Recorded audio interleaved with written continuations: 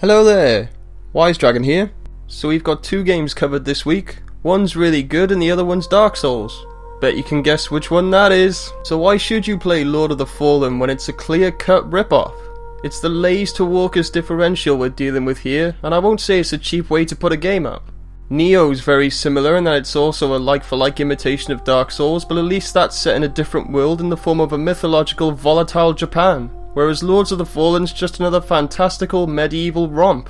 The comparisons are on full display and does nothing in Lord of the Fallen's favour. That being said, Dark Souls is frustratingly brilliant, so if you copy and paste the format you're in for a less notoriable winner, right? So you've got strategic combat, an RPG system, magic skills, colour-coded loot and checkpoints. Strikes require stamina, enemies respawn, and you can collect the ethereal cloud that is your lost experience points when you die. And you most certainly will die because hardcore enemies show up out of the blue and flatten you most of the time. You die a lot as Harkin, a roided up dude with a questionable past and questionable morals, so Marcus Phoenix in Pauldrons basically. You set out to slay demons and the plot's so vague that's all the prompt you're given. There's documents you can find scattered around to add perspectives of the narrative and dialogue trees when talking to NPCs, but they serve about as much purpose as telling you where there's more monsters to slay. The art style's really hardcore, or at least that's what I would say if I was 12 and still into the Chaos Legions of Warhammer. Dark Souls has elements of horror and an array of grotesque enemies, whereas Lords of the Fallen smothers you with muscle-bound dark knights to the point where they become less threatening and kind of silly in an over-stylized, raw, I'm scary kind of way. Your environments look good, but they're kinda linear, and rarely change from Gothic Cathedral to Gothic Castle to Gothic Dungeon and back again. You can enter an alternate dimension where the demons dwell, but it's shrouded in darkness and still just an alternate version of the same Gothic Cathedral, Castle or Dungeon you were in prior to making the trip.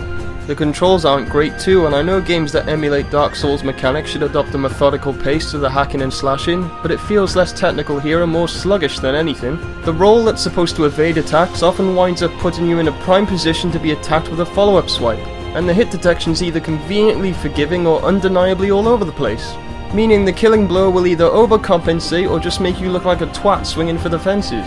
The AI can be just as useless too.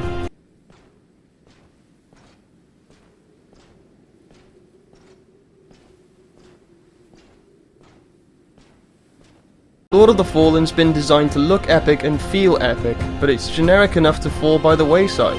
At one point you find a magical gauntlet just lying around on a causeway, and suddenly you have the power to cast projectiles and energy bombs. Normally you'd have to achieve something or defeat a boss to get such a reward, but in this game the rewards you do get from bosses are naff, and all it takes is walking the intended path to get the good stuff. Speaking of the bosses, oh my god, they take so long to cycle through their array of attacks that even if you know exactly how to defeat them, it'll still take an age to do so. Come on, where's the opening? Give me an opening. Nope. Come on. Oh, swing your sword again. Go on then. Oh, okay. There it is. There it is. There's my up. Oh, come on! Oh, swing your sword. What are you gonna do? Swing your sword? Oh, I thought so. Hey, why don't you try swinging your sword? That seems to work. There you go. Tried and tested method.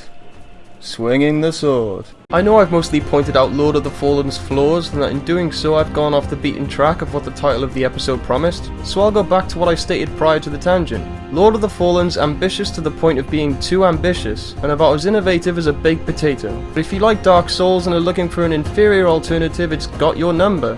That is to say, if your number's 0800 grind until I don't die every 10 feet. There's an age-old saying that less is more, and the same can be said for Journey, and we're here to tell you why you should play it. The title tells you exactly what you'll be doing, or going on rather, and what you've seen so far shows you just how good everything looks while you're doing it. You play as a scarf-wearing, cape-frilling space badger. Yeah, that'll do. As you ascend a mountain via platforming to fulfill a prophecy set in motion by the scarf-wearing, cape-frilling space badger gods. It's hard to describe who or what you are, but in the grand scheme of things it doesn't really matter. If anything, it adds a mysterious wonderment to the whole endeavour. When you start the game, you're dropped into the middle of a desert without so much as a "you can start moving around now," and once you start playing, you'll understand why. Initially, I thought this game was set in a desert and nothing more, and then it would be just as bland and spatially sparse as a real desert. But soon you discover ruins and other inhabitants living in the sand, and as you progress further toward the mountain, you're treated to all sorts of environments that really have an effect on how you continue on your journey. And it's a pleasure because everything's beautifully detailed. Your surroundings have a sense of life about them. Even if every structure is dilapidated and ancient, the world animates around it all in a very realistic way. The lighting's also a fine example of how to use lighting well when it comes to creating an atmosphere. You can have the most detailed backdrops in the world, but if you can't see half of them because of the murky shadows of poor ambience, what's the point, right? The landscapes are very simple and minimalistic a lot of the time, and they're done well, and prove you don't need super textured nooks and crevices to make an area stand out.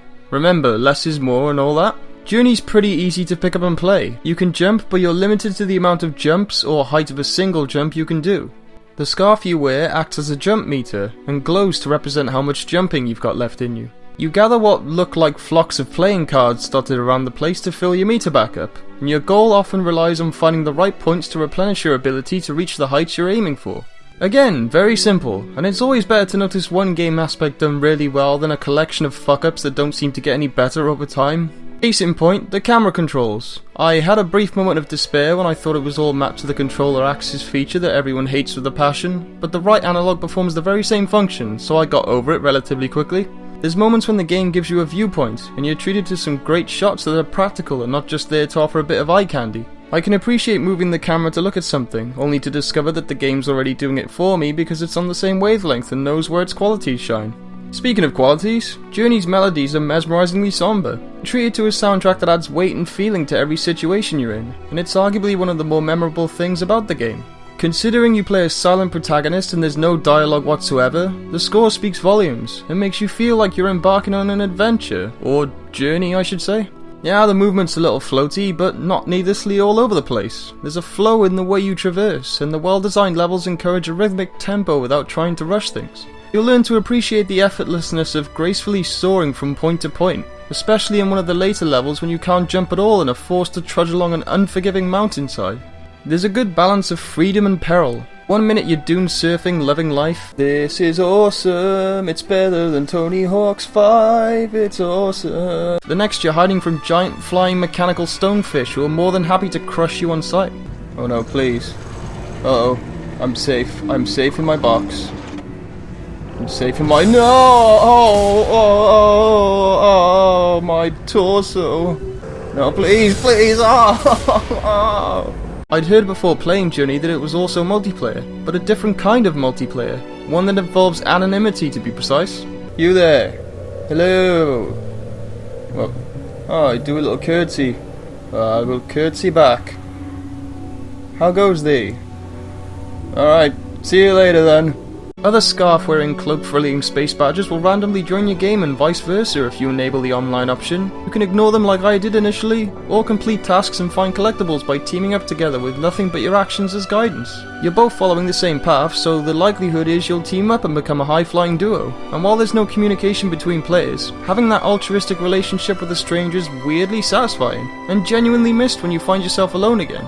I keep calling Journey a game, but it's more of an experience. A very short experience, clocking in at just under 2 hours, but an experience worth experiencing nonetheless. Some will argue that there's no real direction and no real ending, but Journey simply focuses on how you get to where you need to be, not why, and does so really well.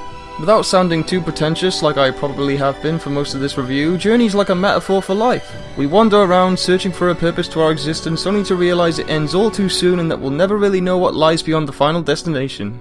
Now I sound like a philosophic narcissist, but oh well. I guess it's just refreshing to see something that's taking a risk by being unique, and not a blatant rip-off of whatever's hot on the market. If this has all been too dull for your palate, I'll wrap things up now so you can get back to buying skins and overpriced DLC while jerking it to Shrek porn. But remember, for more rants, news, chats and reviews, subscribe to Wise Dragon. You be wise to do so.